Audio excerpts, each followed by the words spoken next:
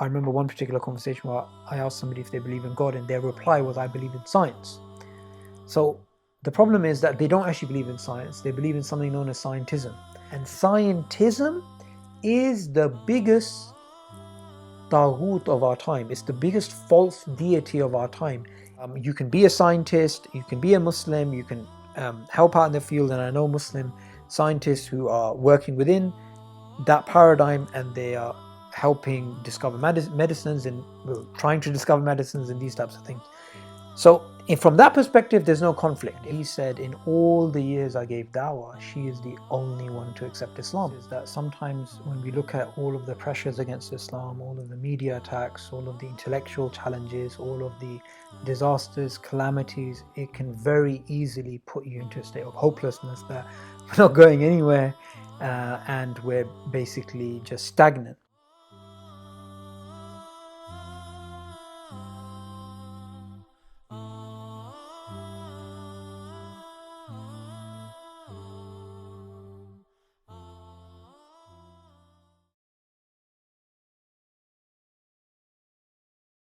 Bismillah. My name is Subboor Ahmad. I work for IERA, which is a global Dawah organization, and I am an outreach specialist. There's an interesting there's an interesting teaching of Imam Ghazali where he writes about the importance of gaining certain types of knowledge according to the needs of the time. And one of the complaints that he has is that in our time, there are so many people who are learning fiqh, but there are people who are in need of medicine, and so we don't have enough physicians. So I like to, when looking at what is needed, rather than choosing a subject that you may like, I try and look at it from a perspective of what is needed. Now, when I was looking at the Dawah scene and trying to understand, okay, what is actually needed, or what is missing, I didn't want to, reinvent the wheel. What I basically realized was atheism is a big issue. It is a big issue because the Western world is very influential, and this trend is very prevalent in the West.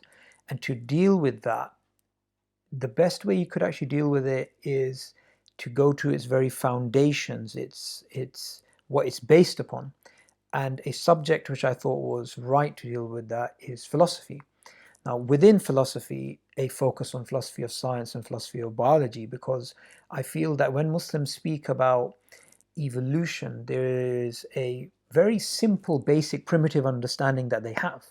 They don't actually have a real grounding in the science or the philosophy of biology. And when they speak about it, they accept unintentionally the assumptions of the people that they're speaking, the people who are popular science popularizers like Richard Dawkins and so forth. So I thought this was a very important topic to actually deal with. So at the moment, I'm just completing a master's in philosophy with my dissertation and my other modules on philosophy of science and philosophy of biology.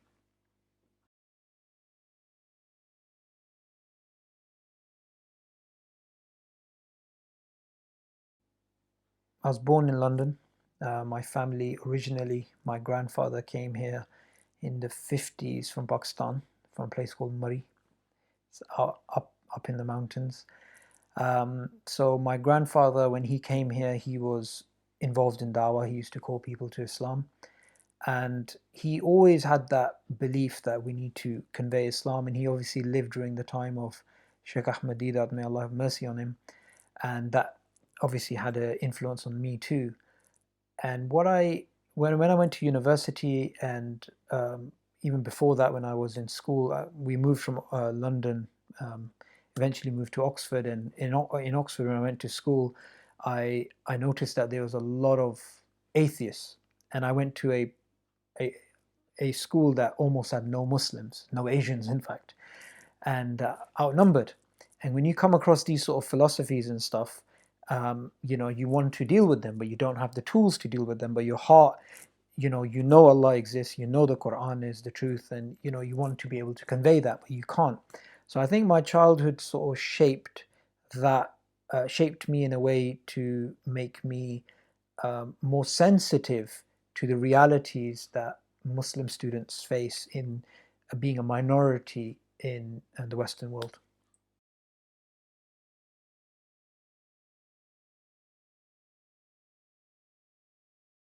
The thing about Dawah is that I was studying the Quran, I was doing tafsir, and one thing which kept coming up again in my mind was the importance of conveying the call, and even before that, the importance of taking action. Because I believe I was on the 17th para of the Quran. I'd gone through the tafsir, and this is just self study, and it was quite a deep tafsir. And when I just started to feel that I'm not taking action, and I'm gaining almost as in a disproportionate amount of knowledge compared to how much action I was actually taking. And as and the thing about the Quran is that the Quran, it makes you very akhira centric.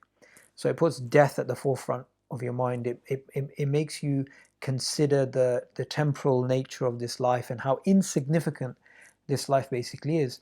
So I started developing a lot of fear of death, and the fear of accountability, and the fear of having a scale which is not heavy in good deeds. So dawah was a sort of solution, because you're taking action, which I wanted to do. You are involved in an activity which has a huge amount of reward. I mean, I remember my grandfather one day when I came home and I was a child. I came from Oxford to London to visit him, and there was a Jamaican lady in the living room, and he was sitting there in his white shalwar kameez with a white beard, and there was a Jamaican lady sitting opposite him, and they were talking. And after she left, I asked my grandfather, like, Abaji, who was she? Because I've never, to be honest, seen a black person in my house before. It's a very, Asians, we just like to be in our close communities and stuff. And it's a very strange thing. You just come home and there's someone like that there. And, it's just fascinating, who are they? What they are about? So I asked my grandfather, like, who is she? And he said, in all the years I gave dawah, she is the only one to accept Islam. And that stuck with me, because I thought, if she, every time that this sister says Subhanallah, Alhamdulillah, Allahu Akbar, or she has children, or she goes on Hajj, or she even thinks good of Allah, that's ajr, which is for my grandfather, inshallah. My grandfather passed away many years ago, and even though he's passed away and his book of deeds is not closed, because obviously he has his children, but he also has this woman who is doing good deeds, which he's getting, and she's going to have children, and those good deeds are going to go to him, inshallah, and they're going to have children. And it's like a pyramid scheme of good deeds. And I think one of the things which aided in really coming to the dawah was understanding the exponential amount of good deeds which are opened up if somebody accepts Islam. And for me, that was a big thing.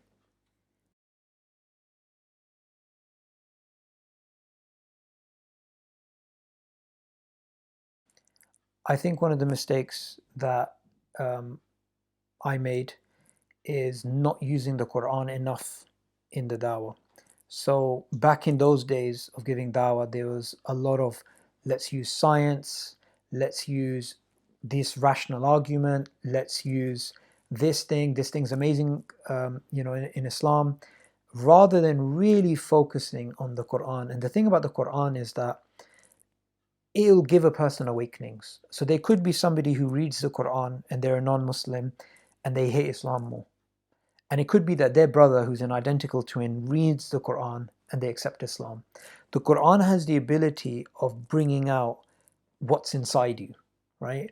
And all human beings, whether we're atheists or Hindus or whoever, we have a fitrah. We have a natural state that we were created in. And we can cover it up. We have people who end up not believing in God at all, or not believing in anything. And the thing about the Quran is the Quran can awaken that within people. Now, once you start making your dawah more Quran centric, more focusing on the Quran, just even if a non-Muslim says, look, I don't really know if God exists, look, what you should do is you should try to call upon God, because God is closer to you than your jugular vein. Things from the Quran, that has a lot of impact. And I think the early days in the Dawah, one of the mistakes that I made is I looked at other public speakers, other du'at, who there's a lot of emphasis on science, and using reasoning and rationality, and less so on Quran. And so I just followed suit. And that was, I think, a mistake.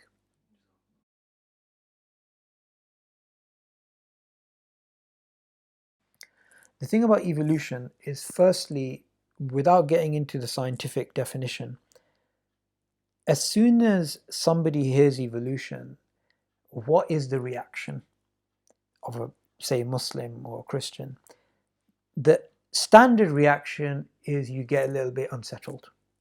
I'm talking about somebody, say, at university, someone who's practicing, and someone asks them in a conversation, just the word evolution, it's a bit of a trigger word, right? It's like, oh my God, it's one of those things I can't answer. However, if I replace that word evolution with transmutation, or if I replace it with biological change over time, or if I replace it with something else, it's not going to have the same reaction. So what I'd like to do with the word evolution is I like to strip away those connotations that it has. Because evolution as a general idea, whether we call it evolution or transmutation or biological change or whatever, as a general idea, this has been known, written, philosophized about for at least 3,000 years of human history, right? And as a general idea, it is theologically harmless. It's not been seen as a universal acid to burn away beliefs, religious beliefs. It's just had that bad reputation more recently. So that's the first point, that we need to understand, look, this is just a loaded term, but it doesn't need to be loaded. Okay, now in terms of the scientific definition of evolution, the way it's understood today, and of course there's difference of opinion the way that you can define it, but a basic definition is biological change over time. It's a very simple definition. Biological change over time. Darwin, he came up with something radically different about evolution. So he didn't just say there's biological change over time, because people before him, like Lamarck, John Baptiste Lamarck, about 50 years before him, he also had this idea that there's evolution, but Lamarck had this idea that there are multiple origins of life, and you have parallel lines of evolution happening, and biological change is because of inheritance of acquired characteristics. So he had a mechanism, and he had a history, which was like a hedge of life with different origins. Darwin, 50 years after him, he had a radically different idea to Lamarck. He said there's not multiple origins, there's one origin from which all forms of life evolve. So some billions of years ago, there's one form of life, and this happens because of a naturalistic process that we're going to call natural selection. And those twin ideas of the tree of life and natural selection being the mechanism, that's what we today call Darwinism. Now, there's a subtle point that the tree of life was an idea which people had before Darwin as well. But Darwin gave it credibility by giving a mechanism. And a lot of the times when people think of evolution, they think of similarities. They think that thing is similar to that, either genetically or in terms of anatomy or linguistics or whatever. But the thing to note is that Darwin's theory is not a theory about similarity, because similarities were known before. It's a theory about transformation, how this can transform into that.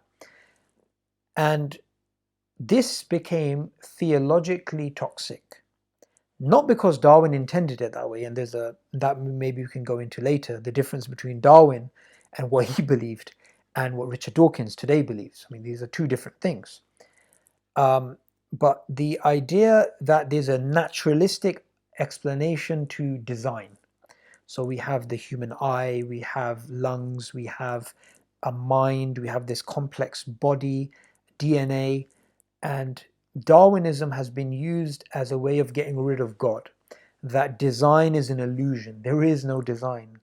That you don't need God. That God has been, moved out of biology. So now we have to try and find him in physics.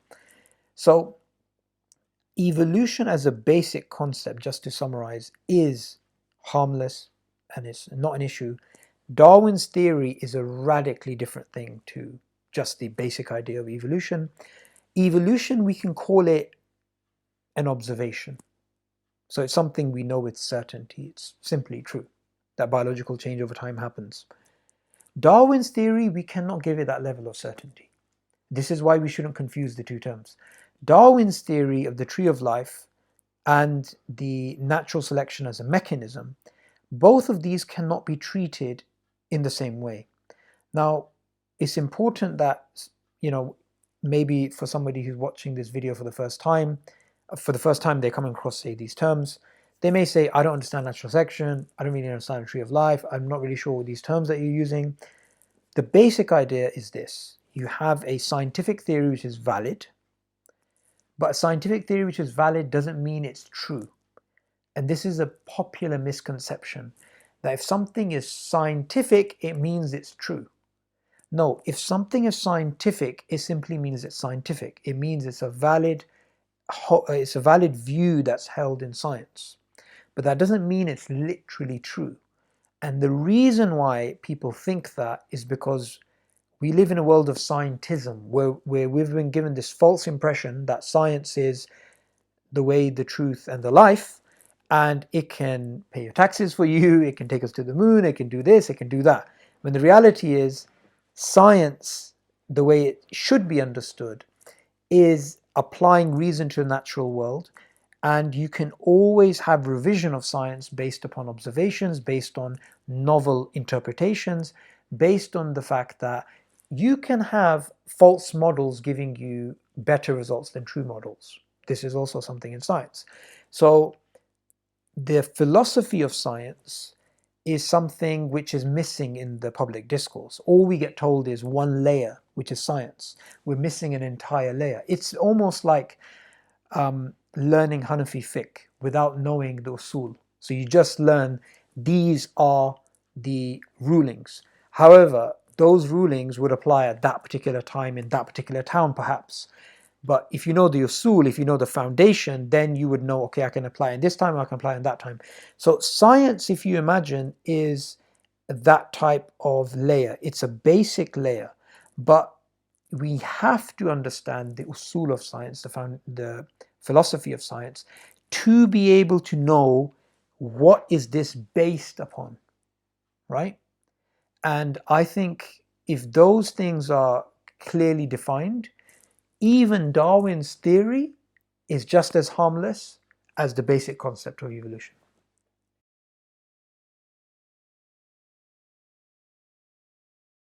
The thing about evolution, Darwin's theory of evolution and Islam, the answer to whether they're compatible, we can answer it with a yes and a no. It depends upon what we believe about Darwin's theory.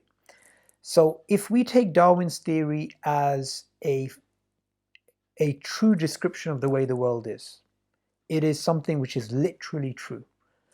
And then we take Islam as the Islamic conception of the way the world is, you would see a very clear contradiction. And the clearest contradiction you would see is that Darwinism, as it's understood today by the public at least, and by the way that popularizers like Richard Dawkins push it, it says design is an illusion, right? And there's implications of Darwinism which are also derived. So for example, Richard Dawkins in The Selfish Gene, he says the ultimate rationale for our existence is survival of our genes. Basically, that's why we exist. So there's clear contradiction between the Islamic idea that there's a creator who's created us, so design is not an illusion, it is true, design exists, and the Darwinian idea that design does not exist. Islamic idea that the purpose of life is to worship God, and here you have a naturalistic purpose, the ultimate rationale is basically material, survival and reproductive capacity. And then we can extrapolate that further and further. So in Islam, we believe in morality, we believe in right and wrong. Right and wrong exists. It's something which is true objectively. And within the Darwinian framework, it's an illusion created by our genes to help us survive.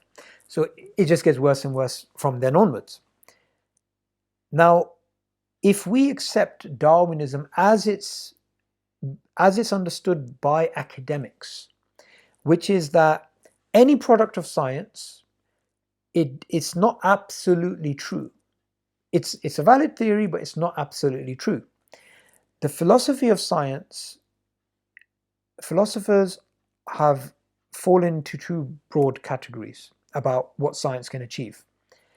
The first category is that of realism, scientific realism. And what scientific realism is about is that when scientists are talking about not observable things, we're not talking about fossils or these things we can clearly see, but they're talking about, say, a process in the past or the tree of life or something like this. When it's talking about unobservables, then the description of those unobservables, we believe that is a true description of the way the world is. Okay? So realism is the idea that the claims that are made by scientists, they are true claims, that is the way the world actually is. Now I'm going to say a small t, and there's a reason for that, not a capital T.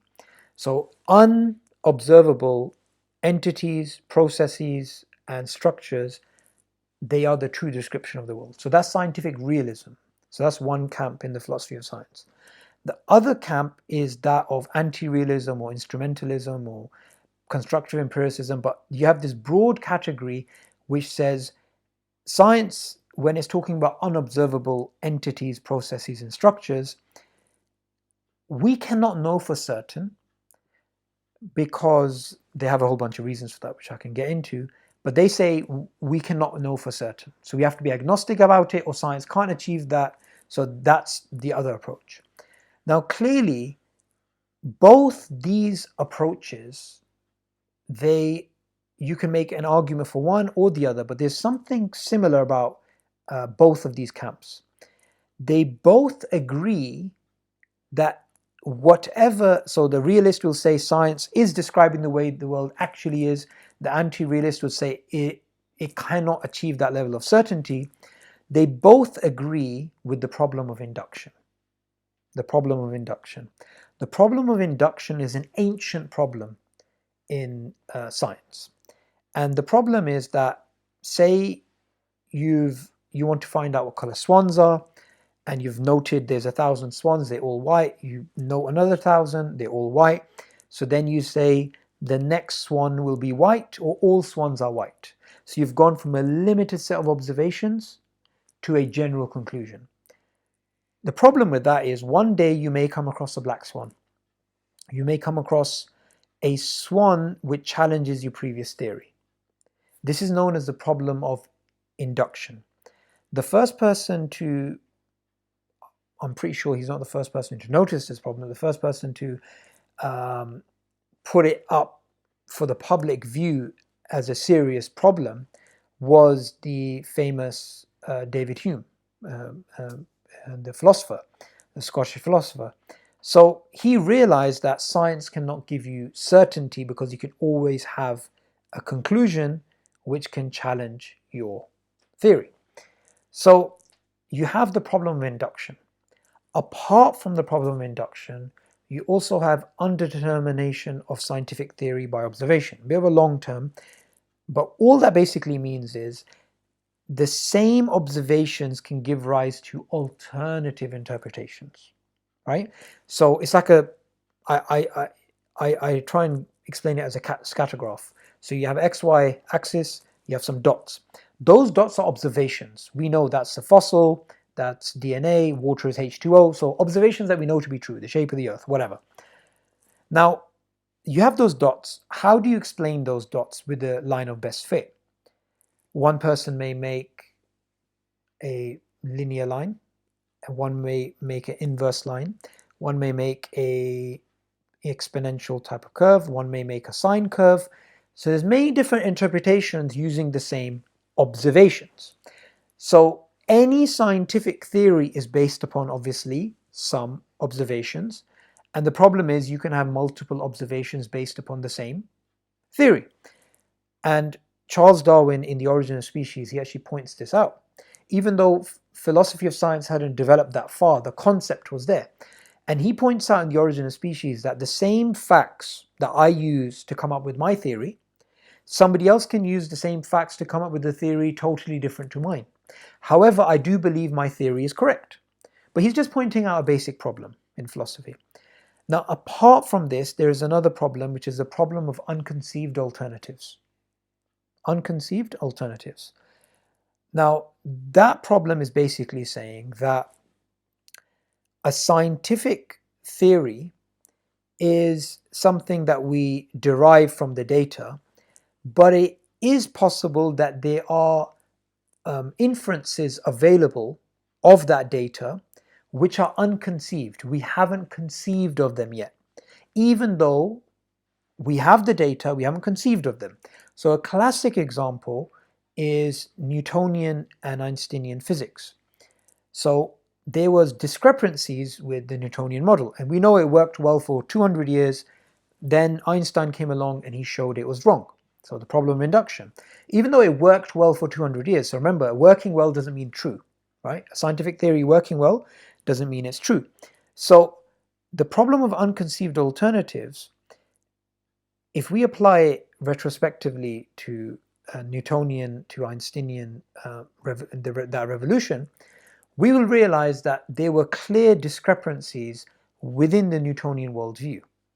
So Einstein, looking at that, if he existed 200 years earlier, he would have perhaps realized, okay, general relativity can explain this. So time and space is no longer fixed, it's flexible, mass has a different definition to what Newton's using.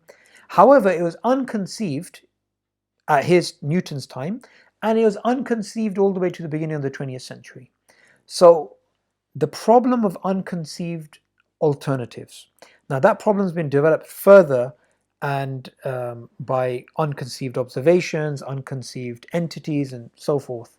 So that problem's actually gotten worse over the years. Another issue is theory ladenness. That before you look at a data, you already have a theory in mind, and so it's not the case of there being observations which are objective from which you're deriving a theory. So this is one of the claims that's made against Darwinism, that there are things which there's an assumption that this human behavior is because of selection pressures, and even though that doesn't fit survival and reproduction, like for example, we're here on this camera and we're speaking about truth, we're speaking about science, and how would this help our survival and reproduction if we're having debates about what is true, what is not, whether science can lead to facts, and in fact, intelligent people have less children. So this whole idea that, but if you're intelligent and you're going to get into more intelligent conversations, it's going to help human survival. Well, the data shows the opposite. The more intelligent you are, the less children you have. In fact, Isaac Newton died childless, right? So the theory ladenness is another problem in the philosophy of science. So because of these issues, both those camps that I just spoke about, realism and anti-realism, they both accept science cannot give you truth with a capital T, right? So even these guys who believe in realism, they believe science is giving you provisional truths, which can be challenged. So when we are dealing with creation, Islam, how do we explain it? Where's the discrepancies? If we accept Darwinian evolution as a valid scientific theory, understanding a philosophy of science, that's a valid scientific theory, but it's not absolutely true, there's no conflict from that perspective. We can work within a Darwinian framework, we can do science, we can do those things. We know that Islam is the truth for independent reasons. Science cannot give you truth with a capital T, and there's no conflict here because one's not claiming absolute truth. And so therefore, you can be a scientist, you can be a Muslim, you can help out in the field, and I know Muslim scientists who are working within that paradigm, and they are helping discover medicines and trying to discover medicines and these types of things. So from that perspective, there's no conflict. If we understand it's just, Darwinism is based on a probabilistic framework, which has assumptions, which has disputes, and science can't give you certainty anyway. There is a direct conflict if we go with the popular understanding of Darwin's theory, which is it's true, it's as true as the shape of the earth, it's as true as the fact that there's a sofa there, or the fact that there's a camera here, then there's a direct contradiction, because the Quran is telling you things which Darwinism is telling you is false. So for example, design, the Quran says is true, Darwinism says is false. If we take that Dawkins type of interpretation, which I said previously Darwin would have disagreed with. So from that perspective, there is a contradiction. And the fundamental point that we need to keep in mind is that there is a difference between the way that scientists would say look at the world and the way that, say, theists would look at the world. And that is the assumption of methodological naturalism. So that assumption basically says when we are doing science, we are going to assume that there is no supernatural, everything is natural. That's the assumption, methodological naturalism. So there's no God, there's no immaterial mind, there is no soul, morality isn't some real thing out there, it's all natural. That's methodological naturalism. Philosophical naturalism is the idea there isn't really a God and there's no soul, there's no hereafter. Philosophical naturalism, methodological naturalism, not the same thing. One's an assumption in science, one's a belief, right? So we can, as Muslims, we can accept this. However, this creates a limitation in what science can achieve. But that is just the way that science currently works. So I'll give you an example. In the Quran, there is a claim about Jesus, peace be upon him, that Jesus was born without a father. Now, from a scientific point of view, that is ruled out a priori, before you even look at any evidence, because scientists go with the assumption that everything can be explained naturalistically. So, say there is a scientist and you bring Jesus in front of them. The scientist will take a DNA sample of Jesus, look at it, analyze it, and then say, okay, so this person clearly has a father and a mother, and this person, if you look at, say, the ancient population of where Jesus is from, and you take the DNA samples of everyone, say hypothetically we can do this, they will say here's the father, here's the mother. So they'll get the mother right. They'll say Maryam alayhi salam, Mary peace be upon her, and the father they'll just use something else in genetics. What's the closest thing? Some kin of from a certain line who's close to Jesus genetically. They'll say okay, that's the father, right? Why? Because the idea that you can have a virgin birth by methodological naturalism is nonsense. It's impossible. How this applies in our case is, say, the Muslim understanding that Allah created everything, Allah creates things through natural processes, and Allah can also create things without natural processes, because that's who Allah is, right?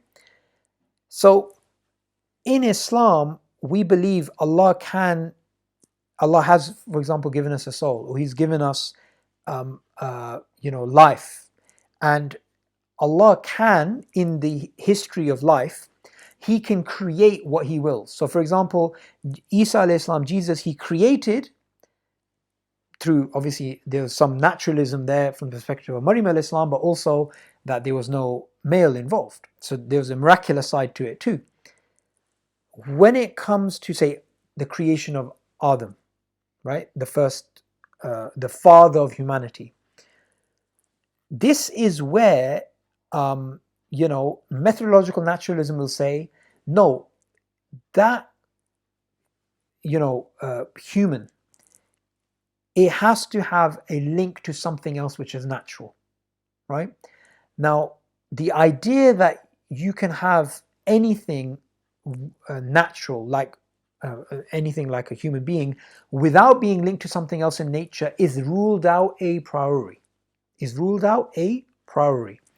Now, there's various interpretations before, going back even before Darwin. And so it's not retrospective. It's not, oh, because of Darwin, let's come up with this.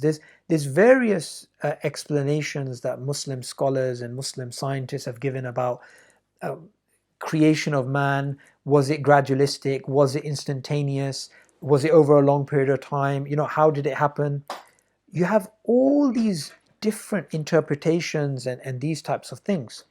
And I've seen where some people are trying to make it fit within a Darwinian system. Some people are trying to fit it without a Darwinian system. And there's all these things going on amongst Muslims. And they give various interpretations. Now, I'm not there to try and discount those and say those are wrong or this is right. Those are predicated on the idea that science has given us such a clear truth that we need to reinterpret the Quran to make it in line. I disagree with that premise, and I think anybody who knows the philosophy of science and Darwinism as a science would disagree with that. What's the point of doing a retrospective analysis and trying to make the Quran fit? And I'm not saying their accounts are wrong or they're right. I'm not making that claim. But what I am saying is that what's the point of doing that? Is based on a false assumption that it's giving you truth, right? So what we need to do is that we need to accept science doesn't give you absolute truth. Darwinism as a philosophy and what it actually says, there are some things which contradict Islam. There may be some things which don't contradict Islam at all. I mean, there's some who try and make it all fit, but we don't need to do any of that. We just need to understand one is claiming truth, which is the Quran, and one cannot have that level of certainty anyway. And one, by its very nature, it discounts something that we do believe in. So science as a system, it denies anything which is non-naturalistic, but in our metaphysic as Muslims, we believe there is supernatural. There is a creator who can, at any given moment, create. So as long as we understand those distinctions, then the creation, evolution, Islam, what does Islam say? I mean, I've seen some Muslims trying to pin down a particular history. I think, Adam alayhi salam must have been created in this naturalistic process and this happened and that happened, and other people saying, no, it's instantaneous. And the thing is, what does Allah say in the Quran? Allah says, He did not make us witnesses to our creation, nor to the creation of the heavens and the earth. And Allah says, do not speak about that which you don't know. So rather than delving into that arena, and that's a very sophisticated arena, by the way, the interpretations about how Islamic creation accounts are. It's not that primitive North American younger creationist stuff, right? It's very sophisticated and it's very, very interesting. But I don't like the idea that we have to give a particular history to fit in line with science. And I think anybody would come to the same sort of conclusion if they knew their stuff. Science should be used for what it was designed for. And remember that science came from the Muslim world. Ibn Haytham was the first scientist, the first modern scientist, you can say. So we had a proto sort of science with the Greeks, but Ibn Haytham was, the sort of inductive, experimental falsification, model. That's basically him. So, it's very important for us to understand that science isn't a God replacement. I've had conversations, and when people speak, I remember one particular conversation where I asked somebody if they believe in God, and their reply was, I believe in science. So the problem is that they don't actually believe in science. They believe in something known as scientism. Because if they believed in science, then they would realize that's a ridiculous answer. It's like me saying, what's your name? And you saying, I don't like stamp collecting. The question doesn't fit the answer. So when when we have these sort of answers, I believe in science, it shows they believe in scientism. Now, scientism is the excessive belief in science, unjustified academically. And that is that science is the main root of knowledge and science gives us certainty. Now, I've already explained why science doesn't give us certainty, but the idea that science is the main root of knowledge is wrong. Here's why. Science is based upon mathematics, right? We don't know that 1 + 1 is 2 based upon experience. We know that because that's the definition of 2, it's 1 + 1.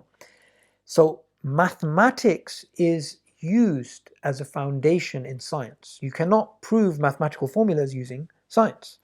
Secondly, logic. Inductive logic, which is what science is using, and deductive logic is before science. So science depends upon logic. You cannot prove logic using science. Why do we do science? Because we want to find out about the world, because we want to help people, we want to find out the truth, and so on and so forth. These are sort of things people would say. So truth, or the moral virtue of following the truth, right? That's not based upon science. That's morality, and science cannot give you a evidence. Science cannot give you a justification for morality. It cannot prove morality exists. So the moral imperative to do science is fundamentally not based upon science. And then the fact that we're dealing with the world as it is. The world is actually real. We can trust our minds. We actually have minds. We have a uniformity of a nature. There are entities which actually exist in the world which are discoverable. These metaphysical beliefs, these are not scientific. They're metaphysical. They are before science. So we have a whole range of things before science, which science is based upon. Lastly, majority of human beliefs are testimonial. So we know things because of testimony of others. So we're not saying you believe anything anybody says, but majority of our beliefs about the world are testimonial. Even a scientist working in a field, so say in the subfield of bioinformatics, he doesn't know what's going on in zoology, as in he hasn't done the tests there. He hasn't done those experiments. He's accepting that knowledge in the other subfield of biology based upon testimony. So scientists themselves, they don't do all the experiments in science. They just do their little niche experiments, and all the other experiments they accept based upon testimony. So if we say I only believe in science, or only things that are empirically verified, which I empirically verified, your beliefs go down to, from the rational beliefs that you hold, almost all your beliefs you need to throw into the bin, because they don't actually make sense. Finally, this idea that I believe in science, or science is the only root of knowledge, is self-defeating. So if you write down the idea, I believe in science, or science is the only root of knowledge, that statement, can you prove that statement scientifically?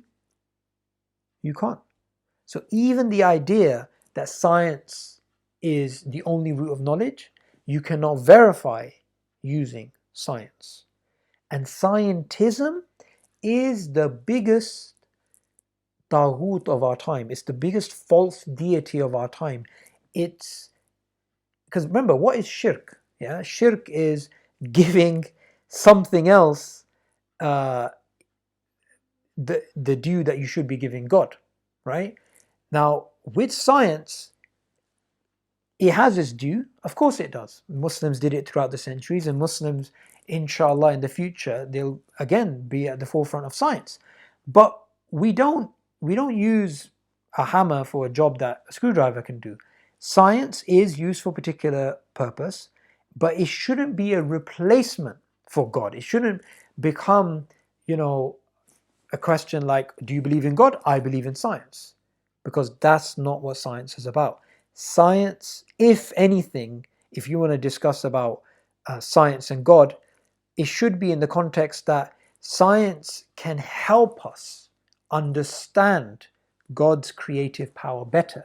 In fact, Hassan ibn Haytham, the first scientist, the first modern scientist, he said that him doing science was a way of getting closer to Allah. When sadly today, science is seen as being synonymous with atheism. AJ or Fury? What on earth is that? Is that some sort of video game? What is one thing that annoys you the most? Lack of unity amongst Muslims.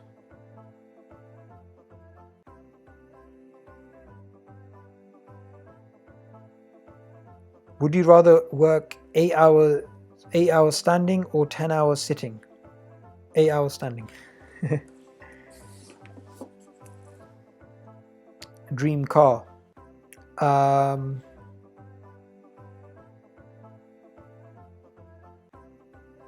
Cadillac.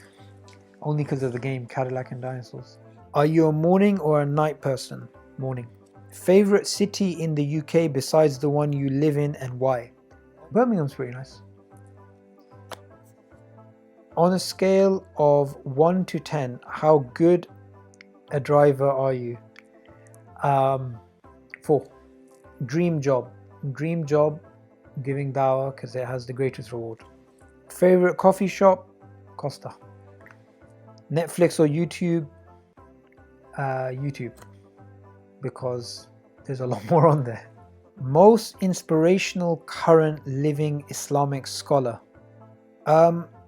So look, he's not a scholar, but somebody that personally impacted me when I was in a really low moment of my life was an American da'i called Yusha Evans, because I was going through a very difficult time, and he was talking about something that he went through, and that moment was like an epiphany in my life. Most memorable year in your lifetime, and why? 2014, I went to Umrah for the first time in my life, and I went past the resting place of our beloved Messenger Muhammad sallallahu alaihi wasallam, and I remember walking past for the first time, and I'm somebody who doesn't cry easily. Something really bad has to happen, or something like really difficult. There's very few moments in my life that I would cry, and I walked past, I was in shock, and then I sat on the floor and I cried. And for me, that was the most memorable moment of my life. Marriage in 3 words. If I want to stay alive, so I need to be careful the way I answer this. So marriage in 3 words. I'm not sure if I can find 3. I'll say 1, which is bliss. First book you ever read. The first book that I completed, that I read, was Mick Foley's biography, Mankind. And I don't want to go into why, but that book was quite good. One must-read book, I would say Magic of Thinking Big by David Schwartz. I'd like to pick the narration of the Prophet ﷺ that Islam will reach where the day and night reaches, and Allah will make Islam enter every house. The reason for this is that sometimes when we look at all of the pressures against Islam, all of the media attacks, all of the intellectual challenges, all of the disasters, calamities, it can very easily put you into a state of hopelessness that we're not going anywhere, and we're basically just stagnant. But we know that the promise of Allah is true, because everything the Messenger of Allah ﷺ said came out to be true, even though at the time it seemed very unlikely. So for the workers of Islam who are working for Islam to intellectually flourish wherever they are, they should always understand the end is already known, that Islam is going to spread far and wide, and we should always keep that as hope for ourselves.